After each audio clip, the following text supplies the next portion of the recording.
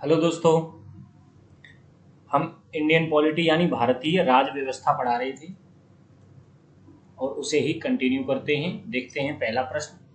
भारत की संविधान सभा द्वारा राष्ट्रीय ध्वज के डिजाइन को अपनाया गया था। The design of the national flag was adopted by the constituent assembly of India in कब? 22 जुलाई 1947 को संविधान सभा के द्वारा राष्ट्रीय ध्वज के डिजाइन को अपनाया गया था। हमारा राष्ट्रीय ध्वज क्या है? तिरंगा, जिसमें सबसे ऊपर केसरिया, सफेद और हरा, ये तीन रंग हैं। सफेद कलर में एक चक्र बना हुआ है जो नीले कलर का है। कैसे का? नीले कलर का, जिसमें ऐसे 24 तीलियां बनी हुई हैं। 24 तीलियां। और तिरंगे का जो साइज है वो कैसा है? आयताकार, रेक्टेंगुलर शेप में, आयताकार। और इसका अनुपात यानी रेशियो क्या होता है? 3:2 का। अगर लंबाई 3 है तो चौड़ाई यानी ऊंचाई 2 होगी। ये साइड 3 और ये 2। और तिरंगे का जो डिजाइन है किसने दिया था? पिंगली वेंकैया। पिंगली वेंकैया, इन्होंने तिरंगे का डिजाइन दिया था। चलिए नेक्स्ट देखते हैं। इंपीरियल लेजिस्लेटिव काउंसिल में अनिवार्य और मुफ्त प्राथमिक शिक्षा के लिए एक बिल पेश किया गया था। A bill in the Imperial Legislative Council for compulsory and free primary education was introduced by Gopal Krishna Gokhale. कब किया गया था? 1912 में। 1912 में गोपाल कृष्ण गोखले के द्वारा अनिवार्य और मुफ्त प्राथमिक शिक्षा, जो प्राइमरी एजुकेशन होती है, उसके लिए एक बिल पेश किया गया था। इंपीरियल लेजिस्लेटिव काउंसिल, ये क्या थी?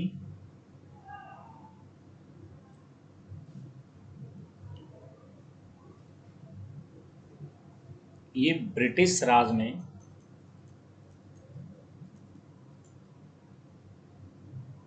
विधायिका थी जो भारत के लिए कानूनों का निर्माण करती थी। नेक्स्ट देखते हैं।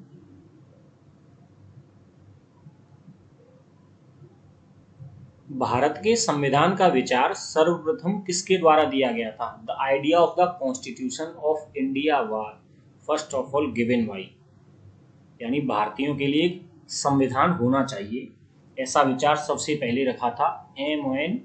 रॉय ने, यानी इनका पूरा नाम है मानवेंद्र नाथ रॉय।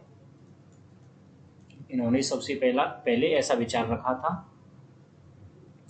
थोड़ा और बात करें तो भारतीय कम्युनिस्ट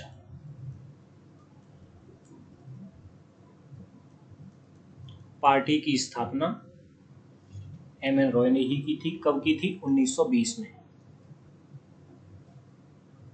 नेक्स्ट, संविधान सभा के सदस्य थे the members of the constituent assembly were. इसमें क्या पूछा जा रहा है कि जो संविधान सभा के सदस्य थे उन्हें कैसे चुना गया था? तो जैसे आज के टाइम पर देखें तो राज्यसभा के सदस्यों को जनता डायरेक्ट नहीं चुनती है, उन्हें राज्य की विधानसभाओं के सदस्य चुनते हैं। तो वैसे ही संविधान सभा के सदस्यों को जनता ने डायरेक्ट नहीं चुना था, यानी प्रांतीय या राज्यों की विधानसभाओं के सदस्यों द्वारा ही उन्हें चुना गया था। यानी अप्रत्यक्ष रूप से चुनाव हुए थे। डायरेक्ट चुनाव होते तो उन्हें जनता चुनती, और इनडायरेक्ट वे में उन्हें हमारे द्वारा चुने गए प्रतिनिधि चुनते हैं। तो वही राज्यों या प्रांतीय विधानसभाओं द्वारा उन्हें चुना गया था। नेक्स्ट देखते हैं। भारतीय संविधान को लागू किया गया था। The Indian constitution was enforced on 26 जनवरी 1950 को। इसे ही गणतंत्र दिवस यानी 26 जनवरी को ही गणतंत्र दिवस यानी रिपब्लिक डे मनाया जाता है। संविधान का निर्माण यानी संविधान कब बनकर तैयार हुआ था? 26 नवंबर 1949 को संविधान बनकर तैयार हुआ और लागू कब किया गया? 26 जनवरी 1950 में। नेक्स्ट देखते हैं। अब हम बात करेंगे संविधान की उधार ली गई विशेषताओं यानी borrowed features of the constitution. जब भारत का संविधान बनाया जा रहा था तो अन्य देशों के संविधान की प्रमुख विशेषताओं या कहें कि अन्य देशों के संविधान की जो अच्छी बातें थी और जो भारत के लिए उपयुक्त हो सकती थी उन्हें हमने अपने संविधान में शामिल किया। अब किस देश से कौन सी अच्छी बात या विशेषता हमने अपने संविधान में शामिल की है उस सब की बात हम यहाँ करेंगे। जैसे ब्रिटेन से हमने क्या लिया? तो हमने लिया संसदीय सरकार, कानून का शासन, विधायी प्रक्रिया, एकल नागरिकता, कैबिनेट प्रणाली, विशेषाधिकार, रिट, संसदीय विशेषाधिकार और द्विसदनीयता। ये सब हमने अपने संविधान में ब्रिटेन के संविधान से शामिल किया था। आगे बात करेंगे आयरलैंड। तो आयरलैंड से हमने क्या लिया है? राज्य के नीति निर्देशक सिद्धांत। तो राज्य के नीति निर्देशक सिद्धांत संविधान के किस भाग में है? भाग 4 में और अनुच्छेद यानी आर्टिकल 36 से 51 तक 36 से 51 तक राज्य के नीति निर्देशक सिद्धांत भाग 4 में दिए गए हैं। राष्ट्रपति के चुनाव की विधि हमने भी आयरलैंड के संविधान से ली। राष्ट्रपति द्वारा राज्यसभा के लिए सदस्यों का नामांकन भी हमने आयरलैंड के संविधान से लिया। भारत में राष्ट्रपति राज्यसभा के कितने सदस्यों का नामांकन करता है? 12 सदस्यों का। नेक्स्ट, कनाडा से हमने क्या लिया? संघवाद का केंद्रापसारक रूप यानी सेंट्रीफ्यूगल फॉर्म ऑफ फेडरलिज्म। अवशिष्ट शक्तियां केंद्र के पास निहित रहेंगी, ये भी हमने कनाडा से लिया। केंद्र राज्यों में राज्यपाल की नियुक्ति करता है, ये भी। और सर्वोच्च न्यायालय की सलाहकारी अधिकारिता, ये सब हमने कनाडा के संविधान से लिया। आगे देखते हैं ऑस्ट्रेलिया से समवर्ती सूची की अवधारणा। यहां बात करें सूची, तो सूची होती है 3, एक केंद्र सूची, दूसरी राज्य सूची और तीसरी है समवर्ती सूची। केंद्र सूची में जो विषय शामिल होंगे उस पर केंद्र कानून बनाएगा। राज्य सूची में जो विषय शामिल होंगे उन पर राज्य कानून बनाएगा। समवर्ती सूची में जो कानून शामिल होंगे उस पर केंद्र और राज्य दोनों कानून बनाएंगे, लेकिन केंद्र और राज्यों के कानून में टकराव होने की स्थिति में केंद्र का कानून मान्य होगा। यहीं से ये समवर्ती सूची वाली जो चीज है हमने कहां से ली है? ऑस्ट्रेलिया से। नेक्स्ट है दोनों सदनों की संयुक्त बैठक, हमने ऑस्ट्रेलिया के संविधान से ली है। ये भारत के संविधान के अनुच्छेद 108 में वर्णित है। व्यापार और वाणिज्य की स्वतंत्रता भी हमने ऑस्ट्रेलिया से ली है। नेक्स्ट है यूएसएसआर, अब रूस, यानी यूएसएसआर का विघटन होने के बाद जैसे भारत का विघटन हुआ तो पाकिस्तान बना और पाकिस्तान से बांग्लादेश बना, वैसे ही यूएसएसआर का विघटन हो गया और बचा क्या फिर? रूस, यानी इससे बहुत सारे देश बने, काफ़ी बड़ा था ये, तो अब रूस बचा है। तो उस समय यूएसएसआर कहलाता था ये, उसके विघटन से पहले। यूएसएसआर का फुल फॉर्म है union of Soviet socialist Republic. तो यूएसएसआर यानी रूस से हमने क्या लिया, मौलिक कर्तव्य लिए। मौलिक कर्तव्य संविधान के कौन से भाग में हैं, भाग 4A, और किस आर्टिकल में दिए गए हैं, 51A। और क्या लिया है, प्रस्तावना में व्यक्त न्याय के आदर्श सामाजिक, आर्थिक और राजनीतिक, ये भी हमने रूस से लिए हैं। फ्रांस से क्या लिया है, गणतंत्र की अवधारणा हमने फ्रांस के संविधान से लिया है। गणतंत्र क्या होता है, एक होता है राजतंत्र, इसमें जो देश का मुखिया होगा, यानी जैसे हमारे देश में क्या है, राष्ट्रपति, तो ऐसे ही राजतंत्र में जो देश का मुखिया होगा वो वंशानुगत होगा, यानी उसका चुनाव जनता नहीं करेगी, ना तो प्रत्यक्ष तौर पे ना ही अप्रत्यक्ष तौर पे, तो वहां होता है राजतंत्र। अगर बात करें गणतंत्र की, तो यहां पर जो देश का मुखिया होगा उसे जनता चुनेगी, या तो प्रत्यक्ष चुने या अप्रत्यक्ष तौर पर चुने। अप्रत्यक्ष क्या होता है, अपने चुने गए प्रतिनिधियों द्वारा जो भी चुनाव किया जाता है, यानी हम अपने प्रतिनिधियों को चुनेंगे और वो हमारे जो प्रतिनिधि हैं वो राष्ट्रपति को चुने, तो ये हो गया बीच में अप्रत्यक्ष चुनाव।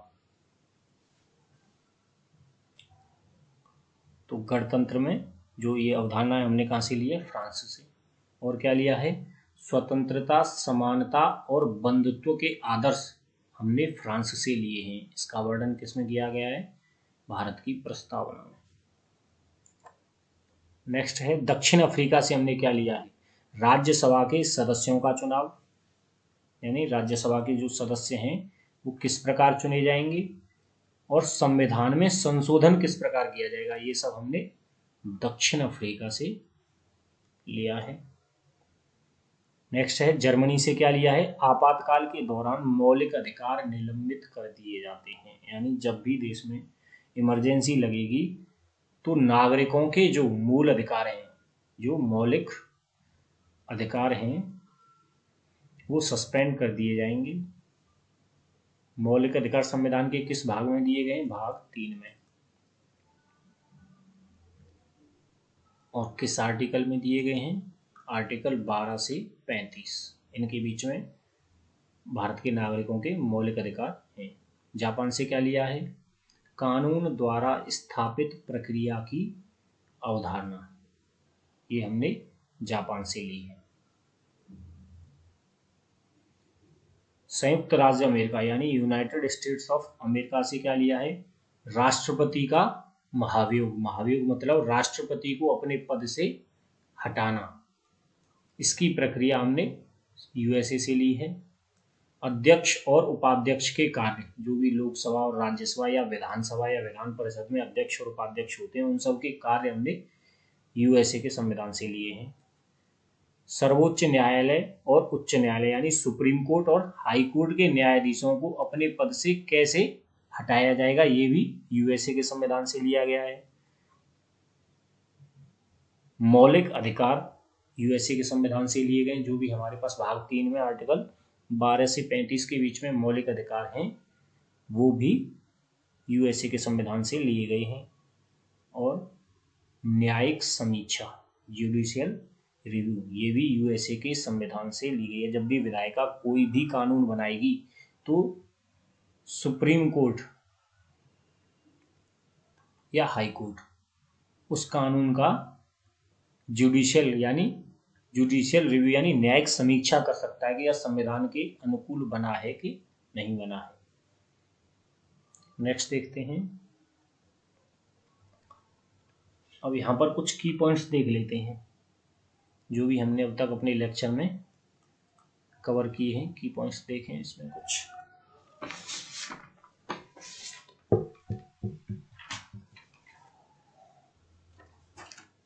जैसे हमने देखा था कि संविधान सभा का, अब तक क्या पढ़ा हमने कि संविधान सभा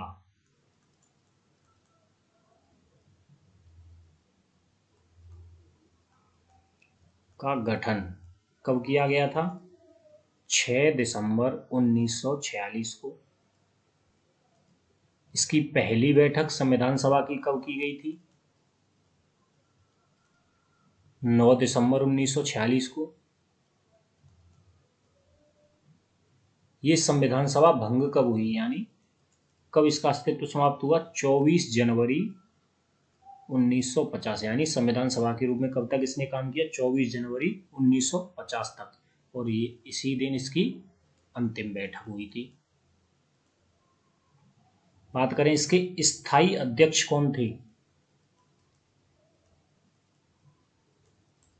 डॉक्टर राजेंद्र प्रसाद।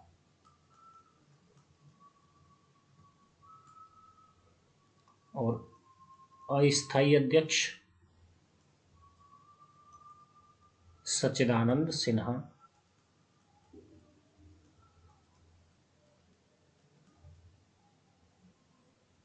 बात करें संविधान सभा के उपाध्यक्ष कौन थे, तो बताया था HC मुखर्जी, यानी हरेंद्र कुमार मुखर्जी, और VT कृष्णाचारी, ये उपाध्यक्ष थे। फिर था संवैधानिक सलाहकार, संवैधानिक सलाहकार तो VN राव, ये संवैधानिक सलाहकार थे।